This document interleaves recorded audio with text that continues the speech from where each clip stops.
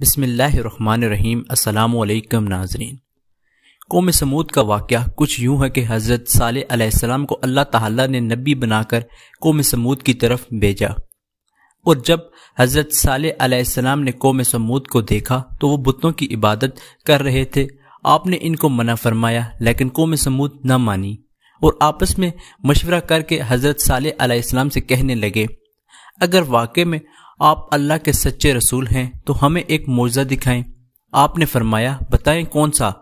قوم سمود کہنے لگی، وہ جو بڑا پتھر ہے وہاں سے ایک اونٹنی پیدا کر کے دکھائے اور اونٹنی کے ساتھ ایک بچہ بھی ہو۔ حضرت صالح علیہ السلام نے اللہ تعالیٰ کے حکم سے اپنی عصا مبارک یعنی لاٹھی جب پتھر پر ماری تو وہاں سے ایک اونٹنی اور ایک چھوٹا سا بچہ نمودار ہوا۔ آپ علیہ السلام نے فرمایا، اے قوم سمود، اب بھی اللہ تعالیٰ کی عبادت کرو، بتوں کی عبادت چھوڑ دو۔ لیکن قوم سمود نہ مانی۔ قوم سمود پر اللہ تعالیٰ کا عذاب۔ ایک مرتبہ اونٹنی اپنے بچے کے ساتھ جا رہی تھی کہ قوم سمود کے ایک شخص نے اس اونٹنی کو قتل کیا۔ اس پر حضرت صالح علیہ السلام کو بھی غصہ آیا اور آپ نے فرمایا کہ بے شک اپنے اللہ تعالیٰ کے عذاب کو خود دعوت دی ہے۔ اس کے بعد آسمان سے ایک ایسی خطرناک آواز آئی کہ اس آواز نے قوم سمود کو ہلاک و برباد کیا، اور اس طرح قوم سمود کا نام و نشان مٹ گیا۔ قوم سمود ایک طاقتور اور مغرور قوم تھی۔ یہ قوم پہاڑوں سے اپنے ہاتھوں سے مکانات بناتی تھی۔ قوم سمود کے لوگ ایک بڑے بت کی یا ایک پہاڑ کی پوجا کرتی تھی۔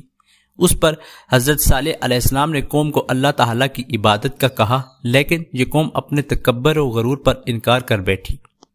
اس پر حضرت صالح علیہ السلام کہنے لگے کہ بس تم 3 دن کے بعد اللہ کے عذاب سے تباہ و برباد ہو جاؤ گے۔ 3 دن کے گزرنے کے بعد اللہ کے عذاب نے ان کو تباہ و برباد کیا۔